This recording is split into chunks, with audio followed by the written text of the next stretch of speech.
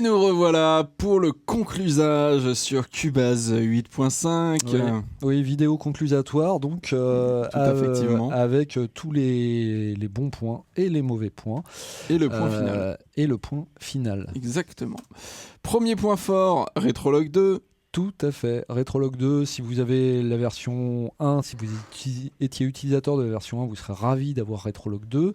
Si vous ne le connaissez pas, je vous conseille d'y jeter un œil parce qu'en plus, il peut être acheté en dehors du logiciel pour pas très cher, je crois. Je crois qu'il doit être vendu aux alentours de 99. Et c'est vraiment un très bon petit synthé. Bon, c'est sûr, ceux qui ont déjà Diva, Massive ou je sais pas, ces machins-là, on n'en parle même pas. voilà, peut-être s'en foutront. Mais pour les autres, non, c'est vraiment un bon truc. Exactement. Voilà. Next. La bonne idée de visiter le transit. Car oui, c'est une bonne idée. À la base. À la base. On en parlera dans les mois aussi. Hein. Voilà. Donc oui, le cloud, tout ça, se partager des sessions voilà. et tout. Ça, c'est le futur. Ouais, c'est le futur. Les mecs d'Home Studio, en bon précurseur, avec 10 ans d'avance sur les autres, l'ont compris. On fait un truc vraiment très abouti à ce niveau-là. D'ailleurs, ils payent peut-être un peu le fait d'être trop en avance sur leur produit.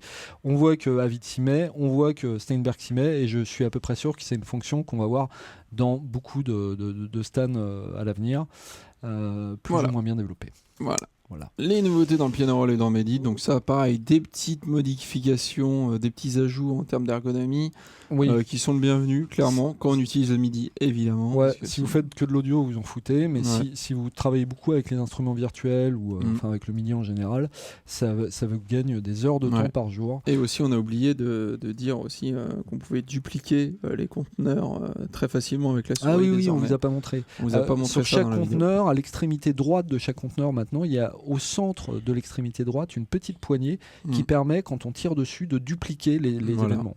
Mais d'ailleurs, je crois comme dans GarageBand, je crois. Ouais, c'est possible.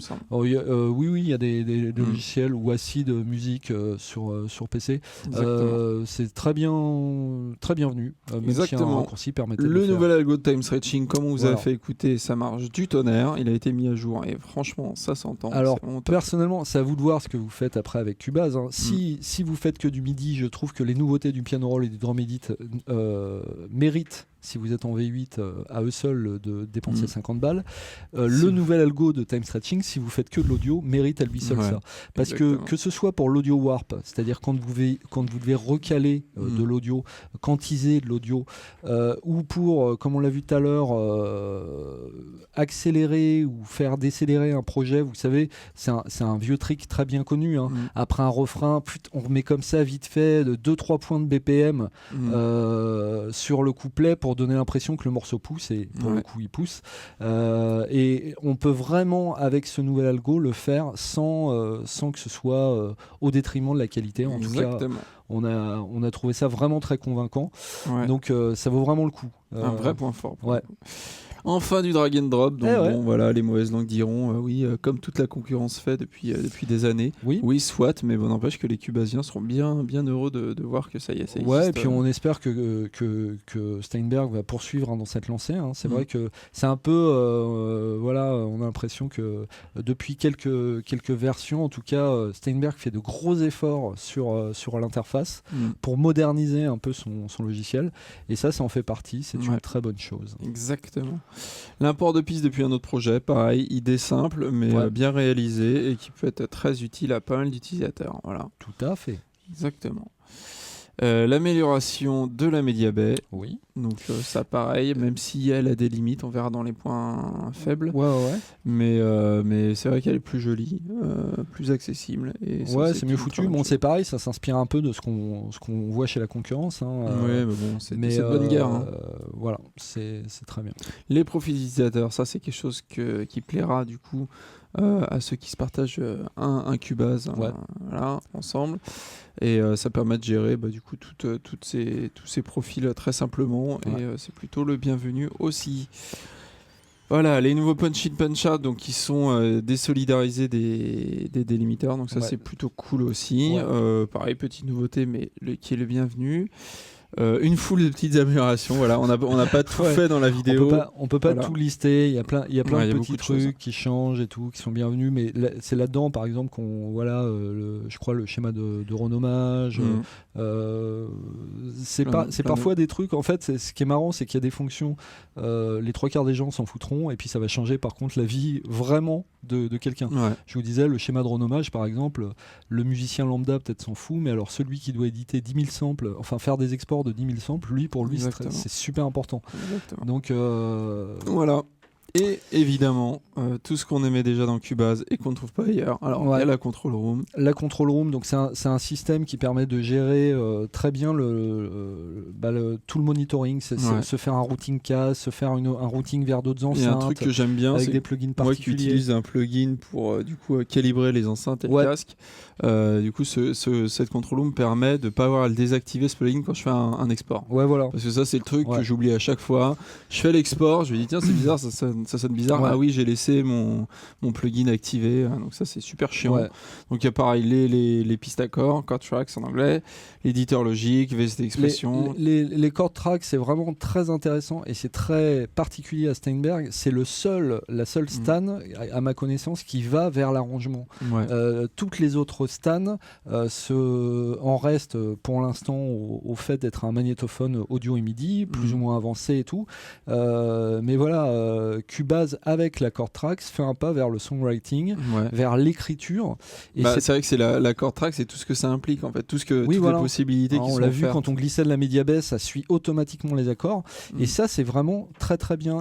Ça vous suggère des accords, c'est vraiment très fort. Et par exemple, quand on veut faire des harmonies vocales aussi, ça peut servir. Oui, tout à fait. Cubase peut générer, alors bon, même si l'algorithme de pitch shift n'est pas génial, mais il peut générer des harmonies vocales en suivant la chord track. C'est vraiment très bien foutu. Mais il peut générer aussi des harmonies MIDI. L'éditeur Logic, VST Expression, je vous dis juste un truc aussi. Faut savoir, c'est un moyen de gérer les articulations au niveau du piano roll, les articulations qu'on utilise dans les sampleurs virtuels. Il faut savoir que sont compatibles VST Expression les softs de la série Vienna et les softs East-West, qui sont quand même deux gros poids lourds de la banque de son. Si vous êtes un musicien de musique symphonique avec des instruments virtuels, c'est un truc qui peut vous intéresser et qu'on ne trouve pas ailleurs. Enfin, pardon. Et la table de mixage qui, voilà, table de mixage très bien. Voilà, du coup, tout ça pour 50 balles. Alors, 50 balles si vous avez la V8. Et nous, on trouve que rien que pour moi personnellement, rien que pour le time stretching, les 50 balles, je les lâche si j'ai la V8. Après, voilà, si vous êtes ancienne version, bon, c'est à voir au cas par cas. Il se trouve que je vois en tout cas il y a des gens dans les forums à l'annonce de cette V8.5. Comme toujours, il y a des gens qui disent ah c'est cool, il y a des gens qui sont déçus, il y a des gens qui disaient bah moi j'utilise Cubase en V5 et je suis très content et grand bien leur face. Mais Cubase en V5 et en V8.5, ça n'a plus rien à voir. Il y a tellement de trucs qui ont changé depuis que qu'on ne me dise pas que il y a quasiment rien qui a été ajouté depuis. Rien que la table de mixage qui est apparue en V7, les chord tracks, enfin, ou plein de choses, les track versions et tout, change tout dans le soft. Donc après que vous vouliez pas changer de vos habitudes, ça c'est quelque chose qu'on peut tout à fait comprendre. Mais c'est vrai qu'en tout cas, il y a eu beaucoup de nouveautés ces dernières versions et c'est quand même quelque chose de bien, quoi. On prévient juste les intégristes de Windows XP que cette version, enfin en tout cas de Windows XP 32 bits, cette version sera le dernier logiciel Steinberg 32 bits. À partir de la prochaine version de Cubase, la V9, tout sera en 64 bits. D'ailleurs, ça veut peut-être dire que la V9 changera beaucoup de choses, du moins sous le capot. Ah bah c'est à voir, effectivement. En tout cas, je pense qu'ils s'embêteront plus, par exemple. Je suis plus sûr qu'ils s'embêtent avec un bridge. Mais en tout cas, il y aura plus de compatibilité avec les OS 32 bits. Donc si vous tenez à tout prix à voir, mais je vois pas trop l'intérêt personnellement, vu que ça n'apporte que des limitations, mais avoir un séquenceur 32 bits sur un système d'exploitation 32 bits, la 8.5 est la dernière que vous pouvez acquérir et qui le permettra. Exactement. Donc on passe points faibles. On passe au point faible. Voilà. Comme d'hab. Alors voilà, je vous le dis, et c'est la même chose que pour Laylock. On n'aime pas ça. On comprend pourquoi c'est là, parce que Cubase n'est pas craqué depuis plusieurs versions maintenant, mais on trouve ça nul. C'est pas pratique. Sur les derniers MacBook, il n'y a plus qu'un seul port. Il y a qu'un seul port USB. Il y a un unique port USB. Voilà, et on nous file un dongle qui ne sert à rien. Si encore il servait à stocker des presets, des profils utilisateurs, mais non, ça sert juste à rien, qu'à prendre de la place, qu'à utiliser du plastique et pourrir la planète. Voilà. Faire chier les gens qui vont acheter le logiciel. Ouais, voilà. Donc non, vraiment, c'est pas bien. On n'aime pas. Un bundle moins bon que chez des concurrents moins chers, particulier Sonar par exemple. En particulier, je pense à Sonar, mais même à Logic. Par exemple, je suis désolé, la batterie virtuelle qui est Groove Agent LE, je crois. Groove Agent déjà. Il y a des trucs très bien dedans, mais au niveau batterie virtuelle, je trouve pas ça hyper concluant. Et là, si vous voulez, dans la version qui est fournie, vous avez quand même des batteries acoustiques sans round robin. Alors, pourquoi pas, vous me direz. C'est vrai que finalement, en face d'un Digital Performer qui fait pas beaucoup mieux sur ce chapitre, qui fait même moins bien sur ce chapitre, il n'y a pas de souci. Oui, mais seulement Sonar en face, qui est vendu moins cher, qui est à 400 balles et qui peut être acheté en mensualité, en leasing, il est fourni avec Addictive Drums. Qui explose littéralement Groove Agent. En face de ça, chez Logic, il y a une super batterie virtuelle. Et les synthés, je vous disais tout à l'heure, chez désormais dans Logic, pour 200 balles, vous avez Alchemy. Alchemy qui valait juste 200 balles, enfin quasiment 200 balles tout seul. J'ai envie de te dire, c'est un peu le défaut de Steinberg qui veut toujours tout faire in-house, comme on dit, chez eux, par eux-mêmes. Ils veulent réinventer la roue à chaque fois. Et c'est vrai que du coup, on aimerait que parfois qu'ils fassent un peu plus qu'ils travaillent un peu plus avec des gens externes pour avoir des synthés venant de l'extérieur. C'est ça, ça permet de mettre à jour, parce que moi en tout cas, en refaisant un tour de Cubase 8.5, c'est pareil, les simulateurs d'ampli de Steinberg, ils sont pas géniaux. En tout cas, ça a beaucoup évolué depuis. Alors là où des mecs comme ceux de Sonar sont malins, c'est que comme ils font des deals avec des éditeurs tiers, ça leur permet de suivre vachement plus les progrès. Pour les simulateurs d'ampli, ils bossent avec Overload qui sont parmi les meilleurs, et du coup ils ont la dernière version du truc d'Overload dans leur séquenceur, et ça sonne la mort. Exactement. Donc c'est pas l'horreur Cubase, et je vous le dis, c'est vachement mieux que le bundle de Cubase, que ce soit en effet, c'est à peu près la même chose, mais surtout en instrument virtuel, et mieux par exemple que celui de Studio One. Mais ça reste, c'est pas ce qui se fait de mieux. Non. Or c'est quand même l'un des plus chers. Voilà. Encore des progrès à faire en termes d'ergonomie. Toi, tu voulais parler surtout de la console, c'est ça, des fenêtres plutôt, tout ce qui est fenêtrage. Ouais, des fenêtres. J'ai essayé de faire du drag and drop justement depuis le Media Bay ou je sais plus où, les plugins dans la console même, et la console par exemple disparaissait parce que la fenêtre de console, avant il y avait sur plein de fenêtres Cubase, il y a une option qui s'appelle toujours devant, qui permet de garder la fenêtre sur laquelle on coche toujours devant à l'avant.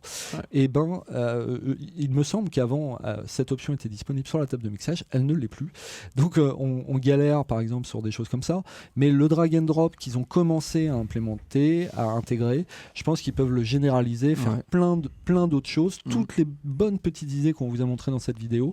Il y a encore plein de choses à faire dans ce délire là, et on a vu que sur la configuration d'écran, les screen sets, si vous avez vu nos vidéos sur Reason ou sur Digital Performer, Cubase a encore beaucoup de marge de progrès par exemple sur ces choses-là. Clairement. Le VST Transit, voilà. Trop rustique d'un point de vue fonctionnel. C'est vrai qu'on a été assez surpris par ça. On a regardé la notice qui faisait que quelques pages. On s'est dit c'est pas possible. Il va y avoir des options, des réglages à faire. Des clavier, des trucs. Et non, en fait, c'est bon. À la fois, c'est très simple à utiliser. Très simple. Oui, c'est simple et ça marche. On n'a pas eu de plantage, on a pu synchroniser et tout.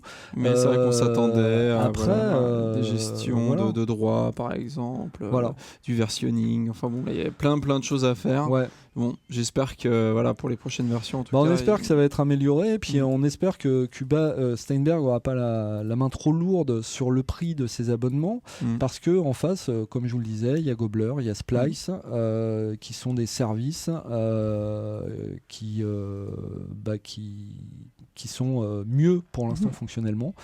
Gobler en tout cas, alors je crois pas sur Cubase, mais Gobler par exemple s'intègre super bien à Logic, et vous voyez l'intégration de Gobler à Logic, voilà, c'est aussi bien que ce que fait Steinberg, c'est même mieux sur certains points parce qu'il n'y a pas ce problème de droit. Voilà, on espère que Steinberg va bosser, va revoir sa copie pour nous proposer vraiment un truc qui donne envie. L'idée est bonne, et ça change vraiment les choses. Exactement, toujours pas d'objet audio, ni de possibilité de méta-instrument et de méta-effet. Voilà, l'objet audio, donc c'est comme on voit dans... L'objet audio, c'est Samplitude, mais voilà, c'est un truc qu'on commence à voir dans beaucoup de séquenceurs. On l'a vu dans Reaper, on l'a vu dans Traction, on l'a vu dans Studio One, et sans doute d'autres encore. Ce qui permet par exemple de mettre des effets sur juste un conteneur, de manière non destructive. En fait, dans Cubase, effectivement, en dehors des poignées de volume, quand vous voulez, je sais pas, appliquer une disto à un segment audio, vous pouvez le faire juste de manière destructive, ou alors vous le mettez en effet de piste, vous faites une automation, bref, ça prend des plombes. Alors que l'objet audio permet de simplifier ça. Pour les mecs qui font notamment du son à l'image et qui ont 700 pistes avec plein justement de petits événements comme ça, l'objet audio, c'est un énorme confort aussi. Donc ça, on l'attend. Et méta-instrument et méta-effet, en gros, c'est quoi? C'est pouvoir mettre des effets, des instruments en série, en parallèle. Voilà, c'est ça. Méta-instrument, c'est de se dire, tiens, je vais mettre avec un même clavier, avec une même séquence MIDI, je vais piloter à la fois un contact et puis un rétrologue et un machin, avec des splits de vélocité, tout, des règles complexes et tout, et puis des effets dans tous les sens. Se bâtir un super instrument. Et les méta-effets, c'est le fait par exemple de pouvoir faire du traitement MS ou du traitement en split, c'est-à-dire tiens, par exemple, je ne vais sur une piste audio, je ne vais compresser que les médiums et je vais mettre un flanger sur les aigus, et voilà, on peut le faire sur Reaper, sur Studio One maintenant. Tout à fait. C'est très créatif. Alors c'est pas seulement sur Reaper et Studio One, c'est là pour le coup c'est beaucoup plus partagé. Reaper, Studio One, Traction, Reason, FL Studio. Alors bon, il y a des plugins qui permettent de le faire et d'avoir ça dans Cubase, mais c'est vrai que c'est à l'heure où on est dans une logique vachement, toutes les prods font du layering pour avoir un son de kick d'enfer, on empile 10 sons de kick pour avoir un son de guitare d'enfer, on empile 10 sons de guitare. Ce genre de fonction permet de simplifier vachement ça, on le veut. Ouais, voilà. Exactement. Le dernier toujours pas de support d'AR1, qui permet l'intégration de Melodyne au logiciel. Vous allez dire qu'on fait une fixette sur Melodyne. Oui, on fait une fixette. Melodyne est un soft super, ça a été une révolution, le démixage audio. Et il se trouve que récemment, Synaptic déjà a sorti une technologie similaire, et l'IRCAM a sorti une technologie similaire qui se retrouve au cœur d'Ableton Live. Voilà. Moi, je veux bien, mais je dis pas ça forcément pour Melodyne. Le truc qu'il y a, c'est que pour l'instant, quand on utilise la génération d'harmonie vocale de Cubase, ça sonne pas bien. Donc à un moment, ce serait bien d'avoir des super algos. Ou qu'ils les prennent, ou alors s'ils veulent faire leurs algos eux-mêmes, pourquoi pas, même si il y a quand même des spécialistes et c'est mieux de s'en occuper, mais pour l'instant on est un peu limité là-dessus. Exactement, donc on en arrive à la note qui est de 4 étoiles. Et ben voilà. Donc c'est quand même une bonne note, il faut le dire, parce que sur Audiofanzine, on a 4,5 parfois pour les très très bons... Très bon logiciel, mais 4 étoiles, c'est quand même une très bonne note, parce que malgré tout, Cubase, c'est un logiciel qui nous plaît énormément, qui a été avant-gardiste sur plein de choses. Et qui l'est encore. Voilà, et qui l'est encore, effectivement. Et cette mise à jour ne coûte que 49 €. Donc ça nous semble plutôt honnête vu. D'ailleurs, quand on en a discuté, on était d'accord pour mettre 4 étoiles sur la mise à jour et 4 étoiles sur le soft globalement. Sur la mise à jour, pourquoi ? Parce que effectivement, pour ceux qui ne dépensent que 50 €, les possesseurs de la V8, parce que ceux des versions Tower vont payer plus cher, bien évidemment. À 50 €. rien que l'algo du time stretching et les petites nouveautés qui vous feront gagner en productivité, ça vaut le coup. 50 balles pour ça. Maintenant, le logiciel dans son entier, voilà, il a des défauts. Vous avez vu dans les points faibles, il y a des choses qui manquent, qu'on attend, des choses un peu maladroites. Tout ça, on a toujours des choses à redire. Il y a mieux à faire, mais globalement, c'est quand même, quand même un bien bon soft et qui a bien des qualités. Exactement. Voilà. Donc à vous de choisir et en fonction de vos besoins. Parce que voilà, on finira sur l'ouverture vers la version 9, mais on sait que l'ancienne équipe, une partie de l'équipe qui bosse sur Sibelius s'est fait la malle de Sibelius et bosse sur un éditeur de partition qui va sortir chez Steinberg. On ne sait pas quand ça va arriver, on espère que ça va arriver en 2016 et on sait que ce sera un éditeur qui sera achetable séparément, mais qui jouera évidemment d'une très bonne intégration avec Cubase et on espère vraiment le voir pour la V9 parce que c'est vrai que c'est un truc, l'éditeur de partition qui a un peu vieilli dans Cubase. Voilà. Exactement, écoutez, on espère que cette émission vous a plu, abonnez-vous à notre chaîne, c'est important, partagez cette vidéo. Likez-la, mettez-la dans vos toilettes, vous l'imprimez et vous la mettez dans vos toilettes. 24 images secondes. Ouais, voilà, ça gâche pas du tout de papier, c'est bien. Et puis on vous dit à très bientôt, à l'année prochaine. Bah ouais, parce que c'était la dernière émission de l'année. Et puis voilà, passez de bonnes fêtes et on vous dit à très bientôt. Ciao. Ciao.